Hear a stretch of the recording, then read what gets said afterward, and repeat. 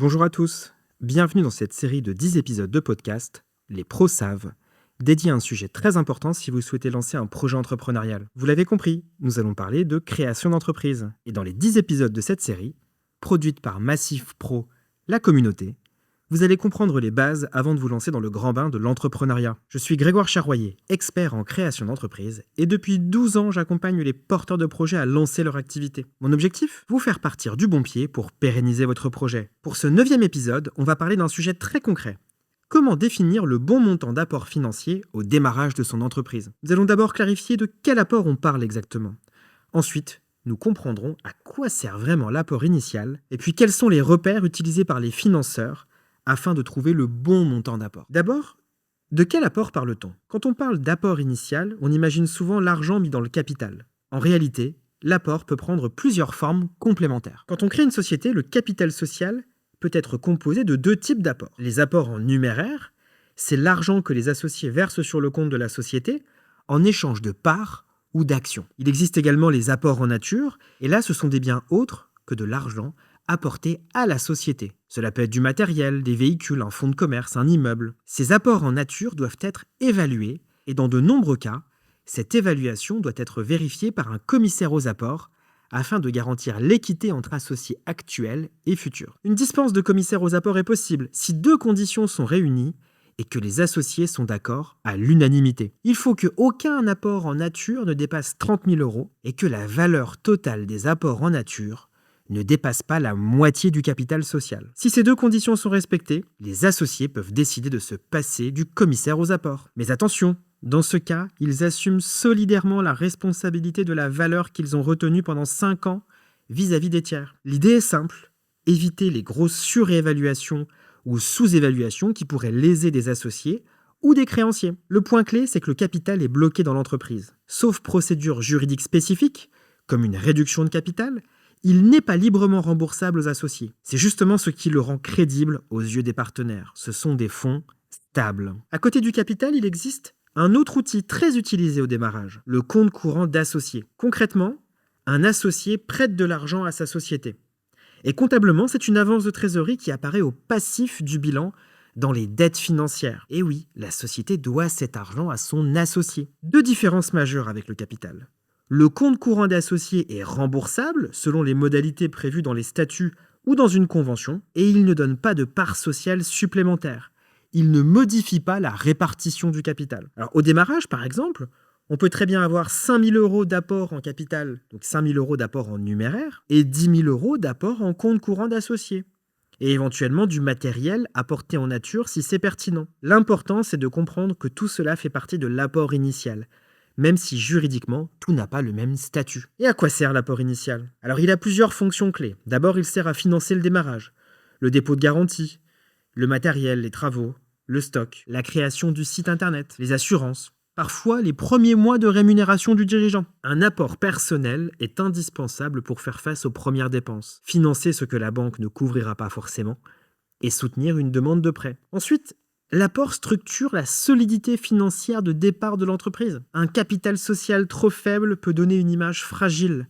Un compte courant d'associés bien calibré peut compléter l'apport sans immobiliser définitivement la trésorerie du dirigeant. Et un bon niveau de fonds propres facilite l'accès au crédit. Alors concrètement, combien apporter ? Alors la bonne nouvelle, c'est qu'il n'existe pas de minimum légal d'apport personnel pour créer son entreprise. En micro-entreprise ou en entreprise individuelle, il n'y a même pas de capital social. En société, il est possible de créer avec un capital symbolique d'1 €, bien que cela ne soit pas recommandé. Mais dès que vous souhaitez un prêt bancaire classique, les banques ont des repères assez clairs. En général, hors microcrédit, l'apport doit représenter environ 30% des besoins financiers du projet. Et dans certains cas, il est possible de descendre à 20% pour les projets les plus rentables. On peut donc retenir ce repère pratique pour un projet financé par une banque, viser environ 20 à 30% d'apport en capital, plus en compte courant d'associés. Ce n'est pas une loi, mais c'est la réalité des dossiers qui passent en comité de crédit. On va prendre un exemple simple. Imaginez que vous vouliez ouvrir un coffee shop. Vous estimez vos besoins totaux à 120 000 €. 60 000 € de travaux, 40 000 € de matériel et de mobilier et 20 000 € de trésorerie de départ. Le premier scénario, c'est avec un apport équilibré. Vous apportez 20 000 € en capital, 16 000 € en compte courant d'associés, soit 36 000 € d'apport au total. et vous sollicitez 84 000 € de prêt. Vous êtes à 30% de fonds propres environ, c'est cohérent avec les pratiques de nombreuses banques, si le reste du dossier est solide. Deuxième scénario, apport trop faible, vous apportez seulement 10 000 € tout en demandant 110 000 € de prêt. Résultat, vous avez un taux d'endettement qui est très très élevé et peu de marge de manœuvre en trésorerie. La banque va juger ce dossier trop risqué et va potentiellement refuser ce financement. Non pas parce que l'idée est mauvaise, mais parce que la structure financière est trop fragile. Troisième scénario, vous avez un apport trop élevé et vous apportez tout en capital. Vous décidez d'apporter 80 000 € en capital et vous ne demandez que 40 000 € de prêt bancaire. Financièrement, c'est très solide, mais vous avez immobilisé une grosse partie de votre épargne personnelle dans un capital qui ne pourra pas être remboursé librement. Dans certains cas, un équilibre plus confortable serait par exemple 30 000 € en capital et 30 000 € en compte courant d'associé. Vous gardez un projet crédible pour la banque, tout en évitant de bloquer tout votre capital personnel. Est-ce que je peux créer une entreprise avec très peu d'apport? Oui, légalement, c'est possible. En micro-entreprise ou en entreprise individuelle, il n'y a pas de capital social. Une URL ou une SASU peut se créer avec un capital symbolique d'1 €. C'est cohérent si vous n'avez pas besoin d'un prêt bancaire, si vos investissements sont limités et si vous gardez suffisamment d'épargne personnelle pour vivre et absorber les imprévus. En revanche, dès que vous recherchez à vous financer ou dès que vous recherchez un investisseur tiers, les choses changent. Un apport très faible réduit fortement vos chances d'obtenir un financement, car les banques et les investisseurs perçoivent ceci comme un risque supplémentaire. Alors comment trouver le bon niveau d'apport? Je vous propose 3 questions très concrètes. De combien mon projet a-t-il réellement besoin? On part du besoin global, investissement plus les frais de lancement plus la trésorerie de départ. Ai-je besoin d'un financement externe? Si oui, vous devez viser 20 à 30% d'apport personnel. Sinon, est-ce que la priorité est de garder un matelas de sécurité personnelle tout en finançant le démarrage? Et ensuite, troisième question, comment répartir intelligemment mon apport? Quelle est la part que je mets en capital pour ancrer durablement l'entreprise et l'autre part que j'apporterai en compte courant d'associé avec la possibilité de me rembourser cet apport plus tard? Et enfin, est-ce que je peux compléter avec un prêt d'honneur ou d'autres dispositifs qui renforceront mes quasi-fonds propres sans garantie personnelle? Alors pour conclure,